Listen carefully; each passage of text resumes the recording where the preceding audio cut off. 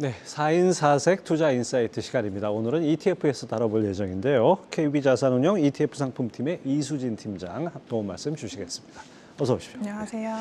자, 국내 ETF 순자산 총액이 100조 원을 넘어섰다. 2002년 등장 이후 21년 만에 이렇게 아주 급성장한 배경이 뭐라고 보십니까? 사실 올해에도 신규 상장 종목만 이제 67개가 넘어가는 상황이고 올해 순증만 이제 22조 원이 증가한 상황인데요. 사실 성장률만 놓고 보면 그 코로나 팬데믹 직후였던 2021년에 42%와 비교를 해봤을 때 현재는 이제 반년 정도밖에 지나지 않았지만 이제 28%로 굉장히 고무적인 연말 이후에 성장세를 보여주고 있다라고 생각이 되는데 가장 핵심적인 이슈로는 이제 2021년에 코로나로 인해서 주요국 자산 가격이 급반등을 한 직후에 이제 개인 투자자들이 굉장히 ETF 시장으로 이제 유입이 많이 됐습니다. 그러다 보니까 워낙 테마나 또 이제 해외 지수 관련 상품들에 대한 니즈가 많이 있으셔서 관련 상품들 중심으로 시장이 성장하는 계기가 한 번 됐고 사실 최근 1, 2년 같은 경우에는 이제 인플레이션에 대응하기 위한 주요국의 어떤 기준금리 인상 기조로 인해서 뭔가 고금리 채권형 상품으로의 어떤 저변 확대 기회가 굉장히 많이 있었고 지금 그림에서 보시는 것처럼 유형별 순자산 증감을 보시면 해외 지수와 채권을 중심으로 이제 국내 ETF 시장의 순자산이 증가한 것을 확인을 하실 수가 있고 사실 이제 가장 핵심적으로는 그 ETF 고유의 어떤 매력이라고 볼 수가 있겠죠. 뭐 낮은 투자 비용이나 거래의 편의성 이런 것들이 개인 투자자들한테 좋은 어떤 소구점으로 작용한 것으로 판단되고 있습니다. 2019년에 51조에서 2023년 들어와서 지금 100조 원을 넘었다. 거의 2배가 4년 만에 2배가 늘었다는 건 정말 대단한 기록인 것 같습니다. 자, 근데 ETF도 사실 뭐 시장을 떠나서 생각할 수 없는데 최근 시장 보면 주도주들이 돌아가면서 순환 매장세예요. 오늘 같은 경우에도 삼성전자가 52주 장 중에 신고가인 반면에 LG생활건강이 신저가. 이거 상상도 할 수 없는 장 아니겠습니까? 이 ETF 수익률에도 영향이 있을 것 같은데요. 네, 당연히 이제 시장을 굉장히 빠르게 반영하는 ETF 시장의 특성상 또 장중에 실시간으로 이제 언제든지 사고 팔 수 있는 그런 상품이다 보니까 굉장히 시장에 좀 민감하게 작용하는 경향이 있는데요.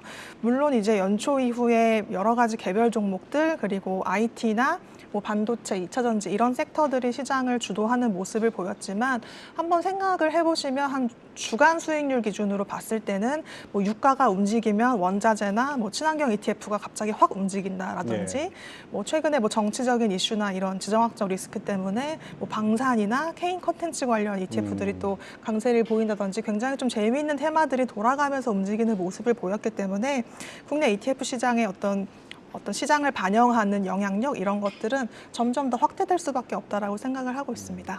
상반기 ETF 수익률 상위권은 뭐 2차 전지와 반도체 ETF가 휩쓸었다 해도 과언이 아니죠. 어느 정도인가요? 지금 제가 수익률 상위 종목 뽑아왔는데요. 일단은 반도체 그리고 2차 전지 관련 상품들이 거의 대다수 상위 20, 30개를 차지하고 있는 것으로 확인이 됐고 100%가 넘었네요. 네, 제가 이제 유사한 상품들을 제거를 했기 때문에 이제 해당 관련 유사한 ETF들이 수익률 상위를 다 휩쓸었다라고 보시면 되겠고요. 뭐 특히 반도체 같은 경우에는 레버리지를 포함해서 뭐 많게는 120%, 적어도 상반기 동안 50% 이상의 성장세를 다 기록을 했고 뭐 2차 전지 같은 경우에도 단순히 2차 전지뿐만이 아니라 뭐 재활용 기업에 투자하는 뭐 배터리 리사이클링 ETF까지 굉장히 좋은 성과를 기록한 걸 확인하실 수 있습니다. 저거 보면은 뭐 어떤 종목 뭐 고를까 고민할 거 없이 중기적인 업황 개선 전망이 있다면은 그 ETF 사놓고 기다리는 것도 방법이겠네요. 네, 좋은 방법입니다. 상반기에는 또 이 챗GPT 빼놓을 수 없는데 이 관련주에 투자하는 ETF가 나와 주목을 받았다고요. 어떤 것들이 있습니까? 네, 사실 이제 챗GPT는 언어를 이제 학습하고 이해해서 이제 서로 대화가 가능한 인공지능이잖아요. 근데 이 인공지능의 핵심은 결국에는 이제 반도체이기 때문에 연초에 챗GPT 등장 이후에 가장 큰 주목을 받았던 ETF들이 결국에는 반도체, 뭐 비메모리 반도체 또는 이제 관련 핵심 전반에 투자를 하는 IT 기업들 이런 ETF들이 다 전반적인 상승세를 보였고 지금 보시는 것 ETF들은 순자산 상위 이제 ETF들인데 뭐 국내 반도체, 해외 반도체뿐만이 아니라 사실 이 인공지능이 탑재되는 곳은 뭐 해외로 치면 구글이나 우리나라로 치면은 뭐 네이버나 카카오 같은 플랫폼 기업이지 않습니까? 그러다 보니까 플랫폼 테마라든지 IT 테크라든지 범 4차 산업이라든지 이제 관련 ETF들이 다 동반해서 상승하는 그런 모습을 보였습니다. 예, 그렇군요. 자, 그다음에 뭐 지금 뭐 금리 인상이 종료된다 뭐 한다 하지만은 어쨌든 간에 고금리 상태니까 상대적으로 채권형 ETF에도 뭉칫돈이 몰렸다고 하던데요. 그 채권형 ETF는 여전히 금리가 높은 상황에서는 계속 수요가 몰리고 있는 거죠? 네, 맞습니다. 굉장히 개인 투자자들의 순매수가 지속이 되고 있는 상황인데요. 연초 이후에 개인 순매수 상위 ETF 10개 중에 5개가 이제 채권형 ETF로 집계가 예. 되고 있는 상황입니다. 이제 앞서서 채권형의 어떤 저변 확대가 올해 마련됐다라고 이제 말씀을 드렸는데 말씀하셨던 것처럼 어떤 불확실성 시대를 고금리로 타파하고자 하는 어떤 파킹형 상품뿐만이 아니라 상위 5개 ETF들을 보시면 그 타이거의 2024년 10월 만기 도래하는 채권형 말고는 대부분 미국채 30년, 키스국고채 30년 이렇게 30년 이상의 장기 채권에 투자하는 상품들이 대부분인 앞으로 걸. 금리가 이제 서서히 낮아질 테니까 금리 네. 차익도 있고. 맞습니다. 예. 그 고금리 벨트와 어떤 금리 하락에 따른 차익 실현 기대감 이런 것들이 다 작용을 했는데 사실 최근에 미국의 어떤 추가 기준금리 인상 이런 것들 때문에 변동성 확대 우려가 남아는 있지만 뭐 시간을 두고서라도 금리는 하향 안정화 기대가 되기 때문에 저는 투자 메리트가 여전히 높다라고 생각하고 예, 있습니다. 뭐 앞으로 뭐 연준이 금리 올린 다음에는 오히려 더 몰릴 것 같아요. 이제 네. 거의 끝까지 왔다 싶어서. 네. 자, 조선업황이 슈퍼 사이클에 들어설 것이란 기대감. 이래가지고 조선해운 관련 ETF들도 상승하고 있다고 들었습니다. 네, 뭐 친환경 수주 어떤 기대감이라든지 또 그 해운 업종의 어떤 물동량이 이제 병목 현상이 완화되는 그런 것들이 지금 이제 주목을 되고 있어서 조선주 관련 ETF들 주목을 받고 있는데 사실 국내에 그 순수한 조선 업종 ETF는 이제 개수가 많지 않습니다. 예. 대부분 중공업 ETF로 분류가 되고 있고 수익률을 보시면 좀 차이가 있는 상황이기 때문에 지금 언제 대비 수익률입니까? 지금 연초 이후 수익률입니다. 연초 이후. 네, 연초 이후 수익률 비교해 보시면 좀 차이가 있고 뭐 최근에 상장했던 친환경 선박 액티브라든지 그 이제 200 업종 관련 ETF들이 좀 다양하게 있는 상황이기 때문에 관련해서 눈여겨 보시면 좋으실 것 같습니다. 사실 여기까지는 지난 과정이지 않습니까? 네. 이제 지났고 앞으로 어떤 게 이제 어떤 테마가 유행할까, 어떤 테마가 좋을까 이거를 미리 길목을 지키면 좋을 텐데 하반기에 눈여겨볼 만한 ETF 어떤 것들이 있을까요?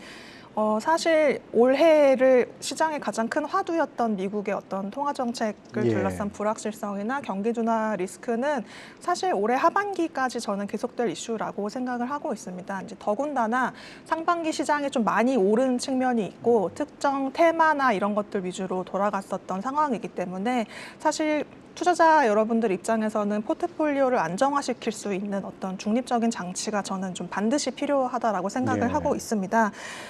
포트폴리오 안정화에 기여할 수 있는 가장 쉬운 방법은 첫 번째가 이제 채권형 ETF들을 이제 편입을 하시는 것이 되고 두 번째 같은 경우에는 어떤 분산 투자를 할 수 있는 상품, 자산 배분 상품 이런 것들을 활용해 보시는 것도 또 쉬운 방법이실 거라고 생각을 하는데 사실 이런 상품들은 좀 안정적인 자산 배분에만 치중해 있는 상품이기 때문에 나는 수익성도 포기할 수 없다. 예. 이런 투자자분들이 계시다면 저는 이제 배당주 투자를 좀 권해드리고 싶습니다. 배당주 같은 경우에는 사실 핵심적인 투자의 어떤 근원 자체가 매월 안정적인 분배금을 받기 위한 그런 이제 니즈로 요즘에는 모여지고 있는 그런 상황이기 때문에 사실 그러한 안정적인 분배 구조를 확인하기 위해서는 해당 기업들이 얼마나 장기간 안정적인 배당 성장을 계속해 왔을까 이제 이런 부분들이 어떤 투자의 포인트로 작용을 하고 있거든요. 그렇기 때문에 최근 각 운용사에서 이 미국의 장기 배당 성장 관련 ETF들을 많이 출시를 하고 예. 또 최근에 주목을 많이 받고 있습니다. 관련해서는 이제 10년 동안의 어떤 배당 성장을 기록한 다양한 상품들이 있고 이 상품은 이제 특정 지수를 동일한 지수를 추종하는 상품이고요. 10년 이상 배당 성장을 기록한 기업들 가운데에서 어떤 재무 구조라든지 이런 부분들 퀄리티적인 요소들을 고려를 해서 미국의 100개 배당 성장 기업에 분산 투자하는 그런 ETF고요. 그 밑에 이제 25년의 배당 성장을 기록한 타이거의 배당 귀족 같은 경우에는 이제 미국에서는 25년 이상 배당 성장을 하면 이제 배당 귀족이라는 호칭을 얻습니다. 예. 그 관련 기업에 67개의 기업에 이제 분산 투자하는 ETF를 의미하고요. 마지막에 이제 50년 이상의 배당 성장을 기록한 미국의 핵심 기업 35개밖에 이제 편입이 되지 않지만 그만큼 안정적인 어떤 기업들이라고 할 수가 있겠죠. 미국 S&P 배당킹 ETF까지 신규로 상장한 상황이기 때문에 관련 상품들을 눈여겨보시면 좋으실 것 같습니다. 뭐 저런 상품들 같으면은 이제 주가 뭐 배당도 배당이고 네. 주가 상승에 따른 수익도 기대할 수 있는 거죠. 네, 맞습니다. 저 어떤 분들한테 가장 적합할까요? 저는 사실 요즘에 젊은 분들이 월배당 인증을 하시고 이런 것들을 보면서 제2의 월급으로 이런 월배당 상품들을 좀 주식형으로 많이 활용을 해보시면 좋으실 것 같고 가장 적합한 분들은 아무래도 은퇴 이후를 생각하시는 연금 투자자분들이신 예. 것 같습니다.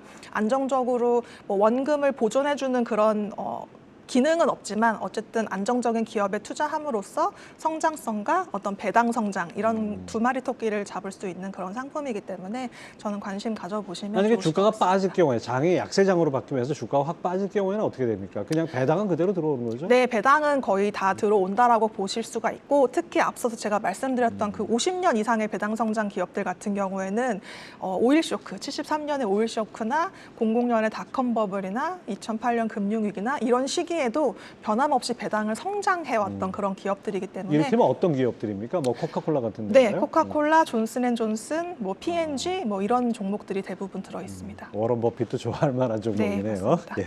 네, 하반기 배당 투자에 관한 얘기도 들어봤습니다. KB자산운용 ETF 사업부 이수진 팀장 함께했습니다. 말씀 감사합니다. 고맙습니다.